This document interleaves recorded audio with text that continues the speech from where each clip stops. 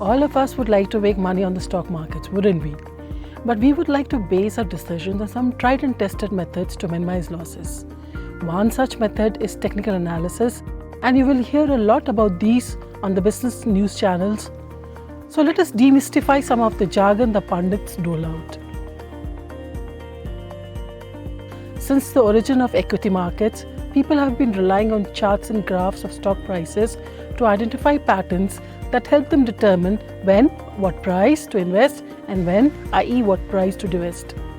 The basic premise of technical analysis that history repeats itself.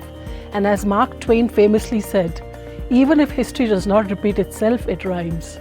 While this is not foolproof, we would like you to understand and try it out ourselves before discarding it.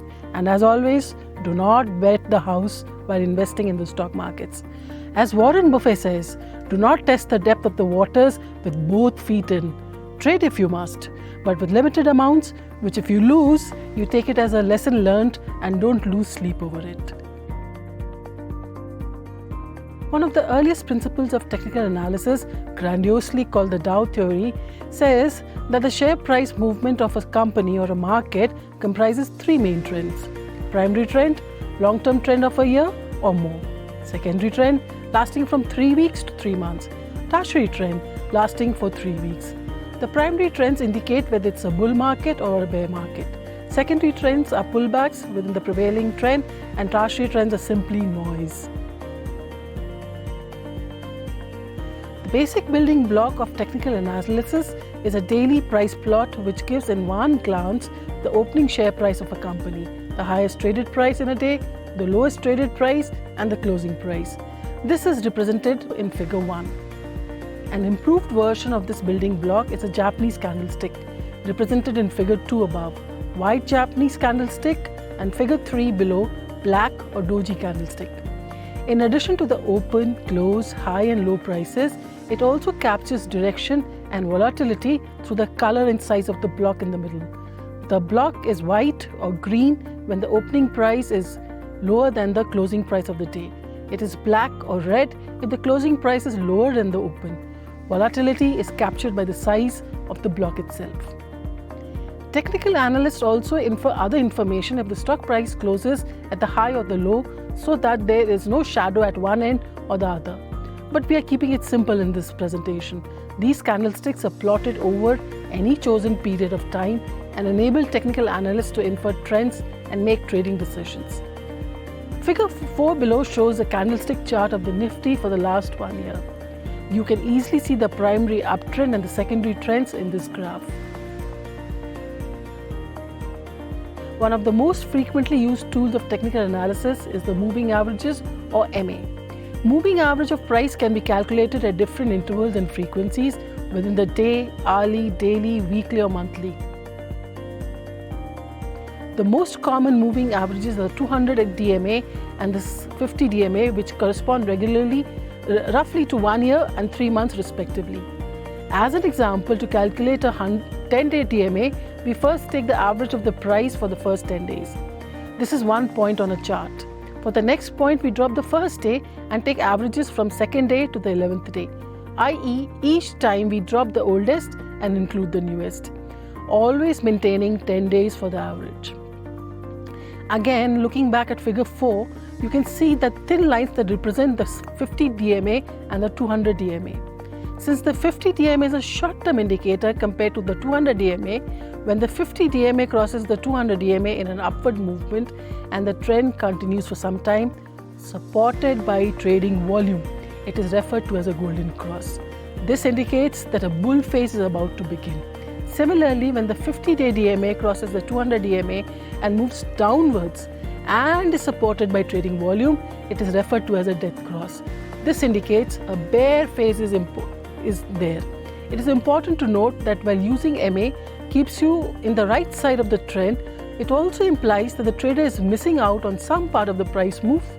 This is because the price moves first and the average is playing catch up. In any event, you can never catch bottoms or tops. Note also that although we are only discussing moving averages of the price here, the MA can be calculated for any technical indicator like trading volume, advances to declines. refers to that level below which a stock price is not going to fall under normal circumstances. Look again at the Nifty chart above, figure 4. The overall trend is upwards while there are downwards intervening movements. But if you notice, each successive peak is higher than the previous one and each successive trough is higher than the previous one. Even when the share price falls below the support line, it does not stay below for very long. A similar support level is to be seen in the HDFC chart, figure 5. Both the 50 DMA and the 200 DMA show an upward trajectory. The share price breaches the 50 DMA once, but share prices by and large remain over the 50-day moving average. This is the support level. If anything, one could argue that the HDFC chart is a bit stronger than the one for Nifty in figure 4. Resistance is that level above which the stock price is not expected to go, all things being equal. Look at the chart of Leela Hotels, figure 6. The 50 DMA fluctuates, but it never crosses a level. This level is the resistance level. Each successive peak is lower than the previous peak and each successive trough is lower than the previous one. Indeed, even when the resistance level is itself showing a downward trend. However, support and resistance levels are not cast in stone. In times of market exuberance, share prices show an upward trajectory and the resistance level becomes the new support level. It is important to note that a trusted friend in all analysis is traded volume. When the traded volumes are high, it shows that the majority of the market participants are thinking along the same lines, and this gives a clear indication of the direction of the market. Bull phases will have intervening corrections, and we have what is called the buyer's remorse, wherein participants have doubts in their minds about the stocks they have purchased, and this acts as a correction to the upward momentum. Buyers change their minds and the upward trajectory is halted for some time. It is important to understand that technical analysis has many more indicators like head and shoulders, inverse head and shoulders, flags, pennants, triangles, oscillators like the RSI, MACD, etc. However, these are not foolproof and one needs to be very careful while basing their buying or selling decisions. Surely, it is better to look at other indicators beyond price and even volume to get confirmation for those decisions. Volume in India is also not very high except for the most popularly traded large capitalization stocks. So, does technical analysis make you money consistently? Academics are convinced that they do not. It also requires you to trade more frequently, and if you trade frequently, your trading costs spiral up and cut into your profits.